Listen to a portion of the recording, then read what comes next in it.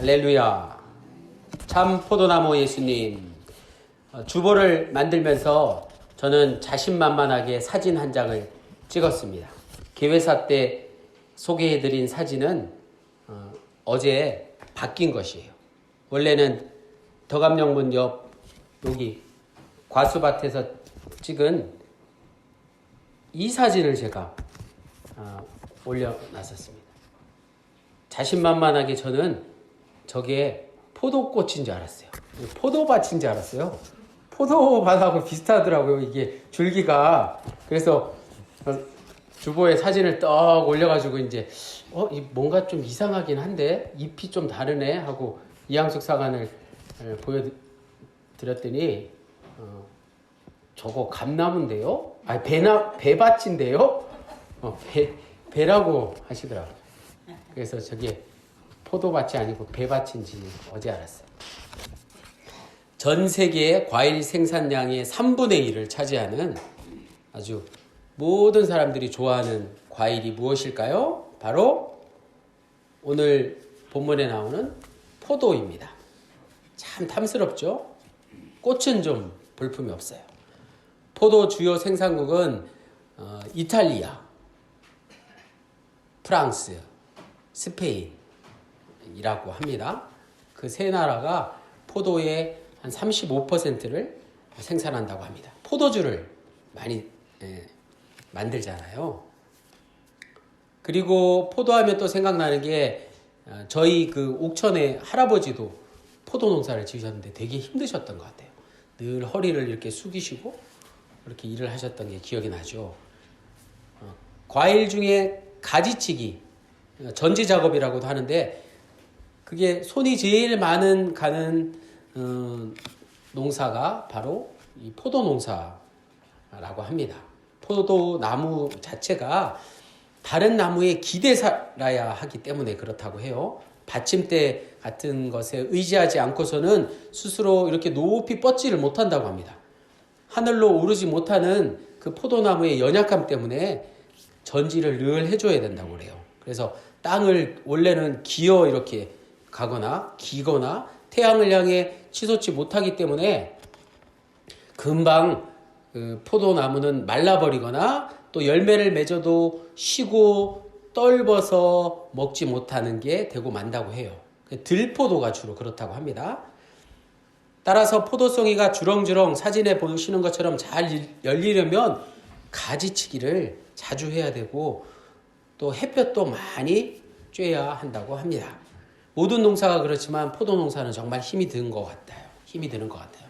또 가지치기는 아무나 할 수 있는 게 아니기 때문에 오랜 경험에서 나오는 어떤 숙련된 전문적인 작업이 필요한 농사가 바로 포도 농사 같습니다. 한마디로 과수 농사의 결과를 결정짓는 중요한 작업이 바로 이 전지 작업, 가지치기이지 않을까 이런 생각을 해봅니다.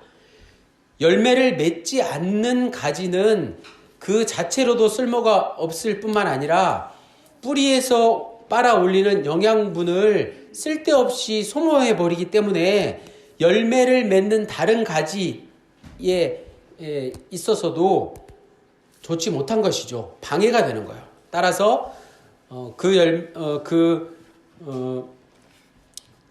영양분을 쓸데없이 소모하는 가지를 그대로 두면 옆에 있는 가지가 좋은 열매를 맺지 못하게 되는 것이죠.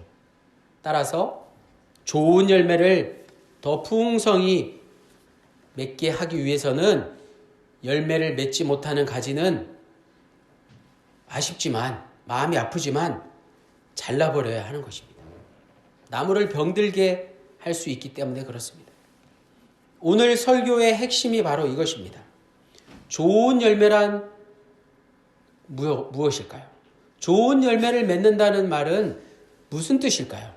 오늘 성경 본문에 제가 가진 성경에는 다 빨간 글씨로 이렇게 기록이 되어 있어요. 예수님이 직접 하신 말씀이기 때문에 그렇죠. 예수님이 좋은 열매란 이런 것이다 이렇게 말씀해 주고 계신데 그 의미를 오늘 우리가 잘 생각해 보고 그 말씀대로 살기를 원합니다. 오늘 본문에 보면 열매란 단어가 제일 많이 나오죠. 열매를 맺지 않는 가지는 가지치기를 당한다고 경고하는 것 같기도 하고, 포도나무에 가지가 붙어있지 않으면 열매를 단언컨대 맺을 수 없다고 말씀하고 있습니다. 예수님 안에 있을 때 열매를 많이 맺을 수 있다고 말씀하고 있어요. 그리고 열매를 많이 맺는 것이 하나님께 영광이다. 동시에 예수님의 제자가 되는 것이다. 이렇게 말씀하고 있습니다. 본문에서 예수님이 말씀하고 있는 이 열매의 의미는 가장 먼저 예수를 제대로 믿는 것일 것입니다. 더 나아가서 가장 기독교인다운 삶의 태도라고 말씀드릴 수 있습니다. 열매의 의미가 이 두 가지라고 말씀드릴 수 있어요. 그런데 우리 생각에는 열매하면, 앉으세요. 네, 환영합니다. 앉으세요. 열매하면 주로 갈라디아서 5장 22절에서 23절 말씀을 떠오릅니다. 떠오르게 합니다. 오직 성령의 열매는 사랑과 희락과 화평과 오래 참음과 자비와 양성과 충성과 온유와 절제니. 9가지 맞죠? 이걸 막 암송하기도 하고, 성령의 9가지 열매를 맺으십시오 막 이렇게 설교들 하시잖아요. 이런 삶의 태도가 우리에게 중요한 건 사실입니다. 그걸 설교해서 아무리 강조해도 지나치지는 않습니다. 믿는 사람들이 이런 성령의 9가지 열매의 모습을 세상 가운데 삶 속에서 드러날 때 믿지 않는 사람들은 당연히 그런 모습을 보고 교회에 나오게 되겠죠. 예수를 믿지 않겠습니까? 그런데 더 중요한 건 이런 삶의 태도는 기독교만의 고유한 것은 아니라는 거예요. 그걸 알아야 되는 것이죠. 오늘 본문이 쓰여질 당시 그리스나 로마 문명에서도 이런 성령의 9가지 열매 이런 항목들을 가르치고 강조했다는 거예요. 예수 믿지 않는 사람들도 이런 성령의 9가지 열매들을 중요한 것으로 생각하고 요즘도 지키면서 부단히 애를 쓰며 사는 사람들이 있다는 것입니다. 사도 바울이 갈라디아서 5장 22절, 23절 말씀을 당시 갈라디아서에서 이렇게 거론한 이유는 그것 자체에 의미가 있다기보다는 당시 사람들이 기독교가 도덕과 윤리를 그리고 율법을 대수롭지 않게 여긴다는 그런 비판을 했기 때문에 그 비판에 답하는 그런 비판이 옳지 않다는 것을 확인하려고 사도 바울이 갈라디아서 5장 22절에서 23절 말씀을 했다고 보는 게 더 맞습니다. 우리 기독교인들도 초기 기독교인들도 율법을 무시하는 게 아니고 도덕과 윤리를 무시하는 게 아니고 중요시 여긴다. 그건 기독교인의 기본이다. 이런 말씀을 하고 있는 거죠. 기독교가 도덕과 윤리를 율법을 대수롭지 않게 여긴다는 게 아니라 당시 시대 정신에 대응하는 사도 바울의 의도가 숨어져 있다는 것을 알아야 합니다. 오늘날의 기독교 역시 이런 것들을 율법과 도덕과 윤리를 가볍게 여기지는 않습니다. 담임사관이 그것을 분명히 먼저 말씀을 드립니다. 오늘 본문에 열매를 많이 맺으라는 말씀의 힌트가 바로 이것이에요.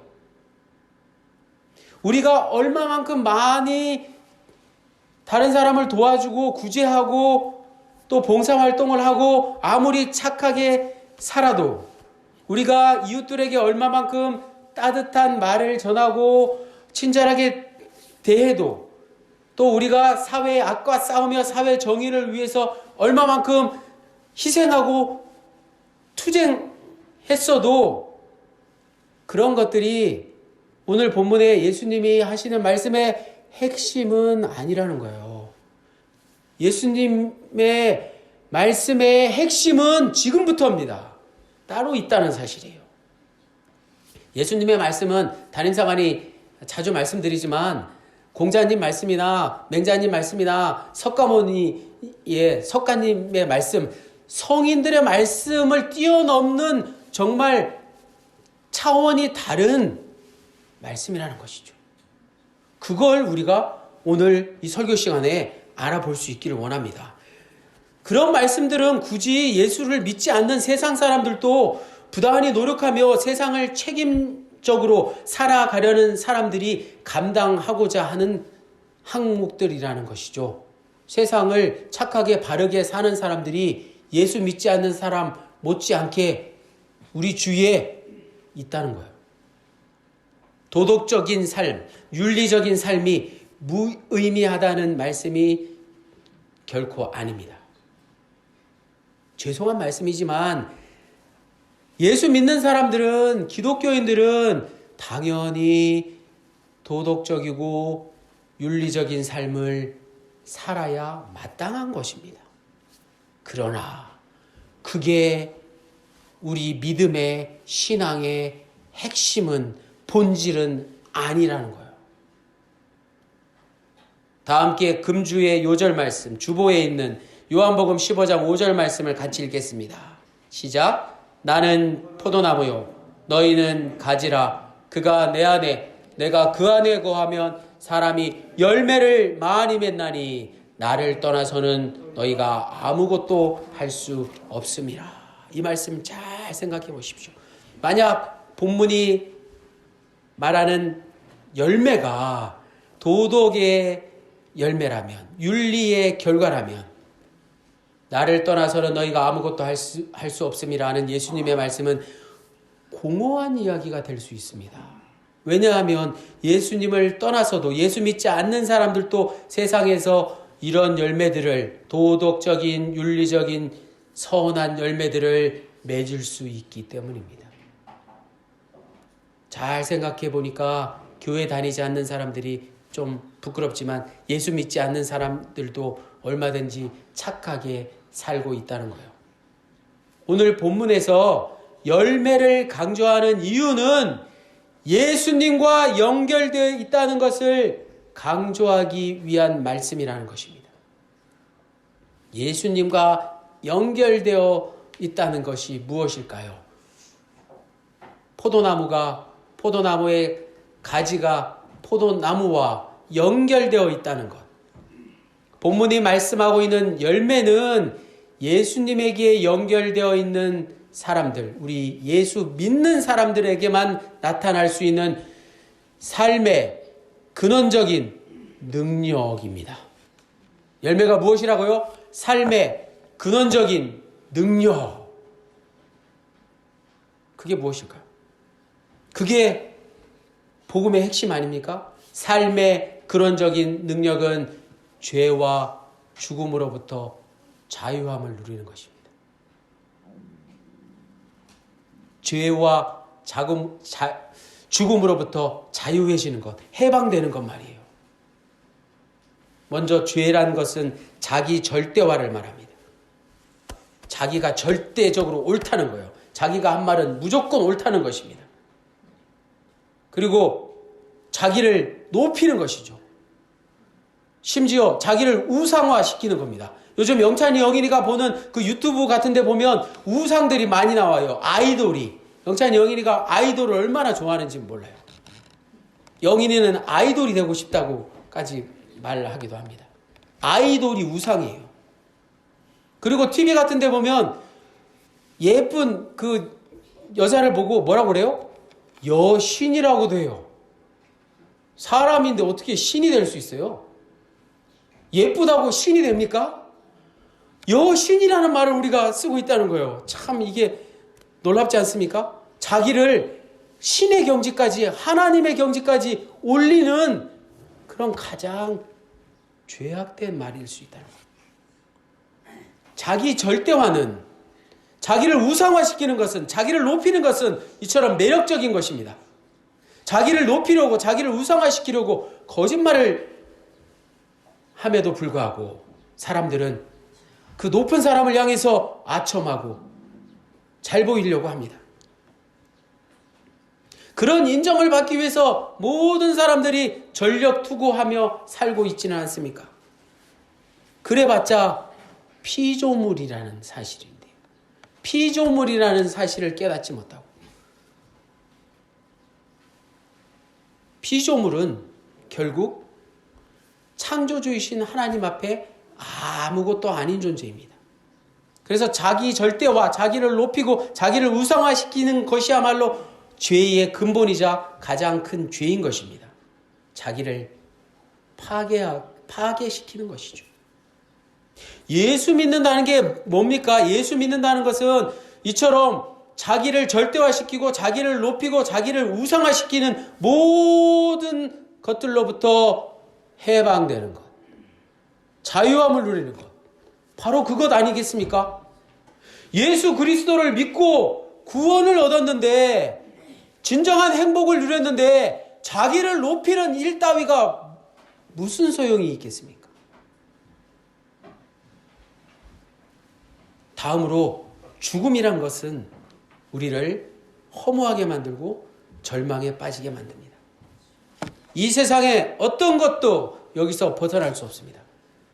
우리 모두는 다 죽음을 맞이할 것입니다. 우리 인생의 목표가 다 성취되고 우리가 많은 것을 잃었다고 한들 죽음을 피할 자가 누가 있겠습니까?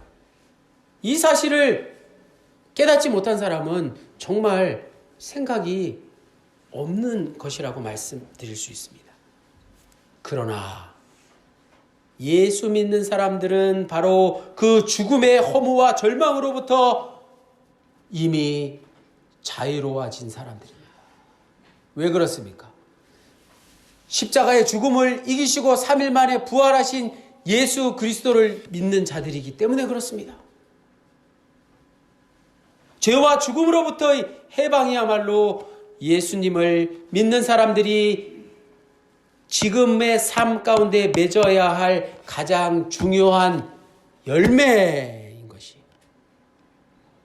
죄와 죽음을 극복하는 것이, 죄와 죽음을 극복한 삶을 누리는 게 가장 큰 삶의 열매라고 말씀드릴 수 있습니다.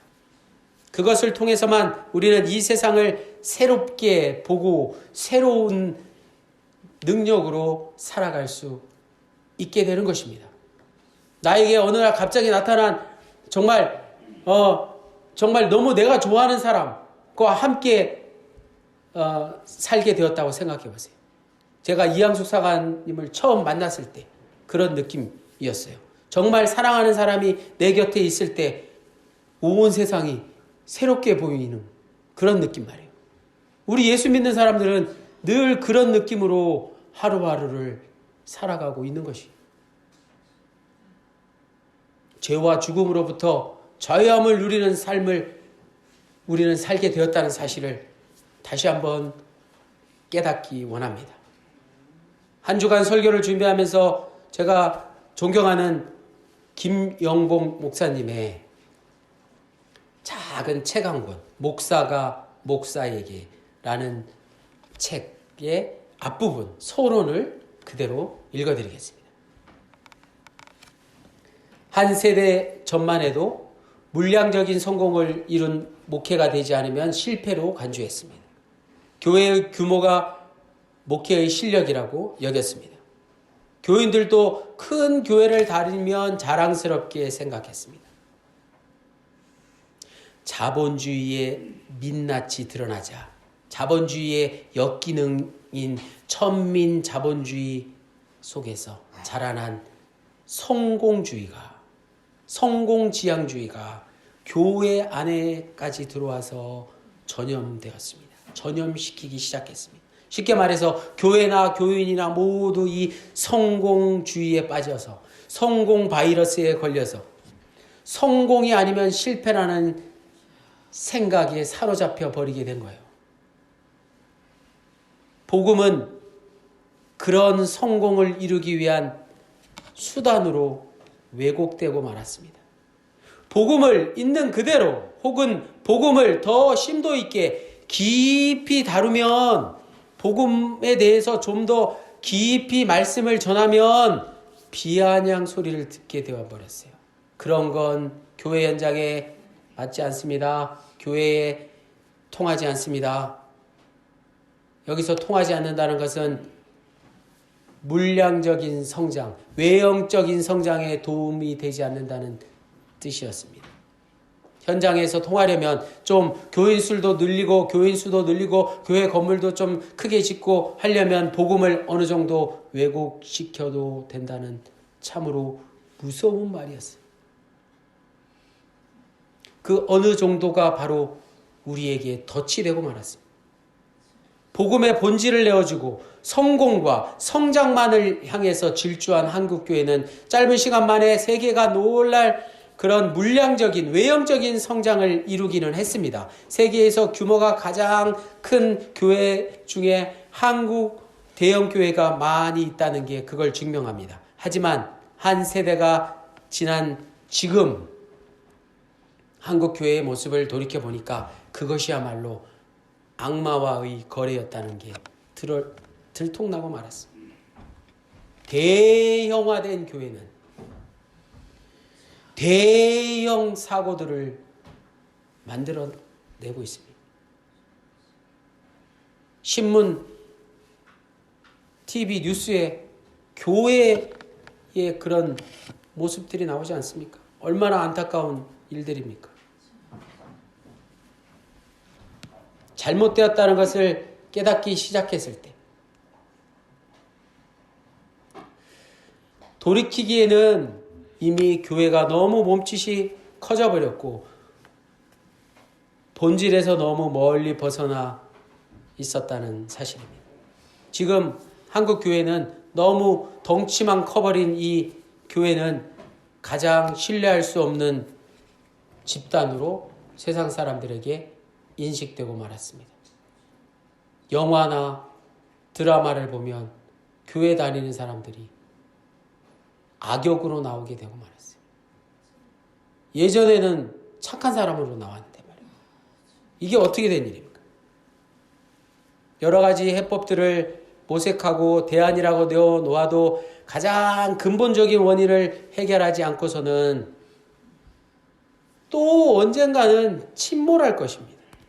불치병으로 죽어가는 사람의 생명을 산소호흡기로 연명해 본들 별반 다르지 않다는 것을 알아야 합니다.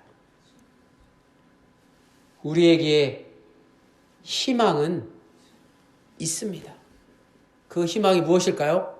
바로 죽는 데 있습니다. 죽는 게 희망이에요. 죄송한 말씀입니다만 죽어도 잘 죽어야 하는 거예요. 그래서 성장주의로 인해 생겨난 병폐들을 다 함께 묻어버려야 하는 것입니다. 함께 매장시켜버려야 하는 거예요. 죽어야 할 게 따로 있는 거예요. 그럴 때 교회는 건강한 생명력으로 다시 부활할 것입니다. 교회는 근본적으로 인간의 일이 아니라 오늘 또 살아 역사하시는 예수 그리스도의 일이시기 때문에 그렇습니다. 교회는 우리가 주인이 아니라 예수님이 주인이십니다. 예수님이 머리가 되시는 게 바로 교회입니다. 우리가 죽지 않고서 주님께서 어찌 일하실 수 있겠습니까? 우리가 죽어야 예수님이 일하십니다. 우리가 실패한 자리에서 예수님께서 시작하십니다. 우리가 절망한 자리에서 예수 그리스도께서 희망이 되신다는 사실입니다. 그래서 우리는 결코 절망할 필요가 없는 거예요. 다시 희망을 가지고 오늘 말씀을 통해서 우리가 해야 할 일이 무엇인지를 깨닫는 것이 필요합니다. 사랑하는 우리 더감영문의 군우님들, 오늘 오신 우리 성도님들, 사과꽃은 사과 열매를 맺고 복숭아꽃은 복숭아 열매를 맺고 포도꽃은 포도 열매를 맺더라고요. 너무 신기하지 않아요? 그리고 해바라기 꽃도 있죠. 해바라기 꽃은 우리 채금이 부교님을 닮은 해바라기 꽃은 열매가 다른 게 아니라 씨 아닐까요? 씨를 먹잖아요. 해바라기 씨가 얼마나 좋아요? 채금이 부교님 자녀분들은 늘 어머니의 저 환한 해바라기 같은 미소가 생각나지 않겠습니까? 부교님? 채금이 부교님의 얼굴을 보면 저도 그냥 얼굴에 저절로 미소가 지어져요. 열매 맺는다는 것은 다른 게 아니라 가장 기억에 남는 것, 가장 소중한 것, 가장 귀한 것을 남기는 것이에요. 그게 열매를 맺는 거예요. 더감정문의 모든 성도님들은 한 분 한 분 각자의 열매를 맺고 계신 분들이라고 저는 자신합니다. 저는 늘 그렇게 생각합니다. 다들 그런 연배가 되시기도 하셨어요. 다들 무슨 열매를 맺고 사시는지 저는 늘 생각이 납니다. 예배를 드리시고 다들 집으로 돌아가시면 단장님, 재무님, 부교님, 또 오늘 못 오셨지만 집사님, 성도님들의 얼굴들이 하나 둘씩 생각나기 때문에요. 저한테. 여러분들이 제게 보여주신 그 예배에 대하는 태도와 인격적인 모습들이 저에게 생각나는 거. 그게 한 분 한 분들이 열매 맺는 것을 저에게 확인시켜 주신 것이. 이거보다 더 귀한 게 어디 있습니까? 그게 바로 사과꽃, 복숭아꽃, 포도꽃, 해바라기 꽃이 남긴 열매와 같은 것이 아니고 무엇이겠습니까? 흔한 설교는 열매 맺는다는 것을 전도를 많이 해서 교회를 크게 성장시키는 것이라고 할 수 있습니다. 흔한 설교일 뿐이에요. 죄송하지만 열매를 맺는다는 것은 앞서 말씀드린 대로 세상적으로 성공하고 착한 일을 많이 하고 교회를 열심히 하는 것을 뛰어넘는 것이라고 저는 설교합니다. 담임사관은 지금 부활절 설교를 5주 연속 하고 있습니다. 열매 맺는다는 것은 죽음을 이기는 부활 생명을 가리키는 말씀이 될 수 있습니다. 부활 생명이야말로 가장 귀한 열매 아니고 무엇이겠습니까? 더 나아가서 좋은 열매를 맺고 더 많은 열매를 맺는다는 것은 죽음 이후의 삶뿐만 아니라 지금 현재의 삶에 만족하면서 자족하면서 평안을 느끼고 기쁨으로 사는 것 아니겠습니까? 이보다도 더 귀한 열매는 없을 것입니다.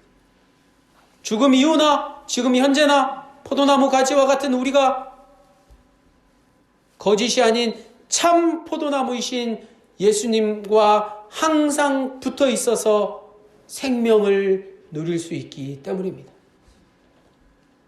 참 포도나무이신 예수님을 통해서 우리는 꽃에서 열매로 변화할 것입니다. 한 주간 튤립꽃이 진 것을 보고 담임사관이 얼마나 슬펐는지 몰라요. 꽃이 진다고 슬퍼하지 마십시오. 튤립꽃 봉우리를 보세요. 튤립꽃은 지고 난 자리도 이렇게 아름답습니다. 저 봉우리 보세요. 저 활짝 피었다가 진 봉우리, 활짝 열었다가 닫힌 봉우리도 너무나 아름답지 않습니까? 부활의 열매가 우리를 기다리고 있습니다. 이미 우리는 부활 생명이 되신 예수 그리스도를 통해서 죄와 죽음으로부터 자유함을, 해방을 누리게 되었다는 사실을 기억하십시오. 따라서 죽음 이후의 시간만이 아니라 죽어서 천당 가는 것으로 끝나는 게 아니라 지금 현재를 살고 있는 지금 이 시간이 하나님을 예배드리는 이 시간이 우리가 함께 모여서 몸은 좀 편찮으시고 연약하지만 한 분 한 분 다 모여서 이렇게 예배드리는 이 시간이 얼마나 소중한 시간인지 모르겠습니다. 참 포도나무이신 예수님께 늘 붙어 사시는 이 자리에 함께 하신 모든 분들이 되시기를 예수님의 이름으로 간절히 축원합니다. 기도드리시겠습니다.